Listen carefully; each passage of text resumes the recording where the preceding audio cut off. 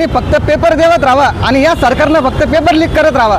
या व्यतिरिक्त या सरकारला आता या महाराष्ट्रात आणि देशात दुसरं काहीच काम राहिलेलं नाही आहे। विद्यार्थ्यांचे कित्येक तरी 22 विद्यार्थ्यांनी जीव दिला, पण तरी पण केंद्रातील धर्मेंद्र प्रधान जे शिक्षा मंत्री आहे यांना काही राजीनामा दिला नाही, त्याची काही जिम्मेदारी घेतली नाही। आणि नीटचं प्रकरण होत नाही की लगेच महाराष्ट्रामध्ये टीईडी पेपर लीक होतो।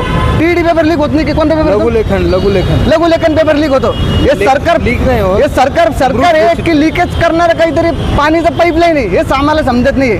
विद्यार्थ्यांच्या प्रश्नावर मुख्यमंत्री देवेंद्र फडणवीस चुप्पी घेऊन घेतात, पण जर कधी यांना आमदार खासदार फोडायचे तर लगेच यांच्या ॲक्टिव्ह मोडमध्ये येऊन जातात। विद्यार्थ्यांचा प्रश्न कधी सुटेल यासाठी आम्ही AISFच्या द्वारे आज छत्रपती संभाजीनगर शहरामध्ये आंदोलन उभे केले। जर कधी लवकरात लवकर याच्यावर काही कारवाई नाही झाली तर आम्ही महाराष्ट्रामध्ये आणि देशभरात AISFद्वारे आंदोलन करू। इन्कलाब जिंदाबाद। असं वाटतंय का तुम्हाला नेटच्या परीक्षेचा जो पेपर फुटला होता अजून त्याच्यावर काही कारवाई झालेली नाही, फक्त काही लोकांना अटक केलेली आहे। आता पुन्हा TATचा पेपर फुटलेला आहे।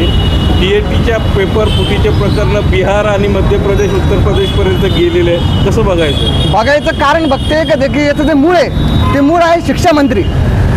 पेपर लीकचं मूळ शिक्षा मंत्री आहे। यांना वरच्या लोकांना अटक करून यांना जेलमध्ये टाकून काहीच फायदा नाही आहे। जर कधी काही कारवाई करायची असेल तर शिक्षा मंत्रीवर केली पाहिजे, कारण की याची जिम्मेदारी त्यांना घेतलेली नाही आहे। आणि राहिला प्रश्न बिहारमधला, तर बिहारमधील कित्येक तरी विद्यार्थी हे स्पर्धा परीक्षेची तयारी करतात, तरी पण काल NSCच्या विद्यार्थ्यांनी मुंबईमध्ये गाडी आणून तसं काही करणार आहे का? आम्ही तसं करू।